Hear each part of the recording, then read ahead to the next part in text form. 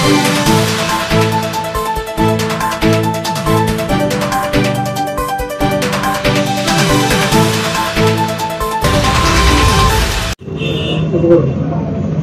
आपण आलेलो आहोत संघर्ष राष्ट्रप्रेमी आघाडी प्रमुख त्यांच्या जनसंपर्क कार्यालयामध्ये।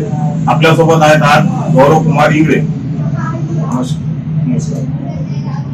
सर्वप्रथम आपले स्वागत आहे आपल्या Maharashtra media news and entertainment चॅनलच्या माध्यमातून।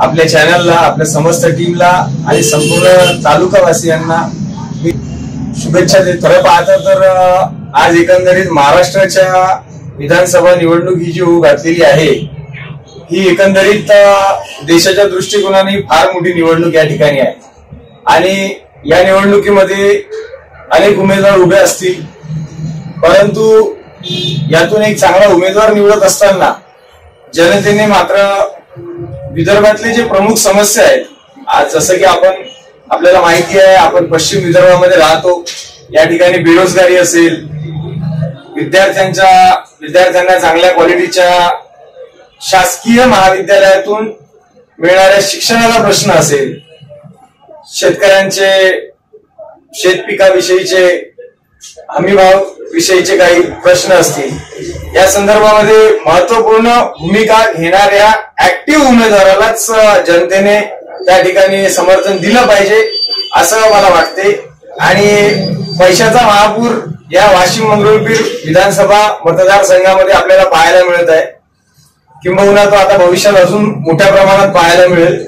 यामध्ये कुठेतरी काम करणारा सामाजिक कार्यकर्ता हरवल्या जाऊ नये एवढीच माझी भावना आहे आणि हेच माझं मतदारांना आवाहन आहे। आपल्या भावी आमदाराबद्दल मतदार या दृष्टिकोनातून काय काय अपेक्षा आहे?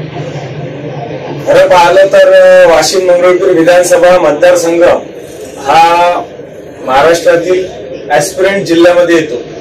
आकांक्षित जिल्हा म्हणून वाशिमची जी ओळख आहे ही ओळख खऱ्या अर्थानं पुसून काढणारा उमेदवार हा आमदार म्हणून निवडून आला पाहिजे।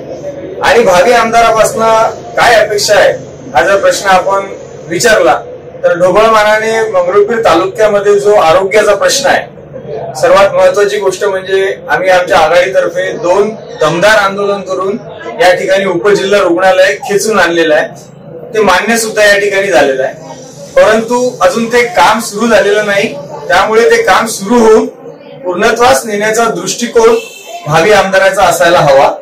जर उपजिल्हा रुग्णालय मंगरुळपीर बद्दल आपण एक आमदार म्हणून भविष्यात कुणी जर एक कठोर आणि एक चांगली भूमिका त्या ठिकाणी शासनासमोर घेतली की एक रुग्णालय लवकरात लवकर या ठिकाणी झालं पाहिजे, तर मला असं वाटतं की ह्याच्यापेक्षा एक मोठं काम, एक फर्स्ट असाइनमेंट आमदारासाठी काही दुसरी असू शकत नाही। आणि ही फर्स्ट असाइनमेंट जर ते कम्प्लीट करतील तर येणाऱ्या काळामध्ये आम्ही नक्कीच आमच्या मागण्या, आमच्या जनतेच्या मागण्या प्रशासनाकडे मांडत राहू आणि ते मांडून झाल्यावर लोकप्रतिनिधी म्हणून आमदार साहेब त्यावर भविष्यात काय फॉलोअप घेतात त्याची वाट पाहू। अन्यथा आम्ही आमच्या आघाडीतर्फे परत आंदोलक पवित्र घेऊन जनतेला न्याय देण्याच्या दृष्टिकोनाने लढत राहू।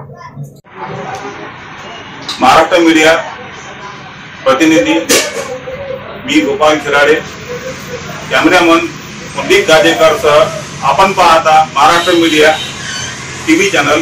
प्रत्येक क्षण आपल्या सोबत पाहत राहा महाराष्ट्र मीडिया।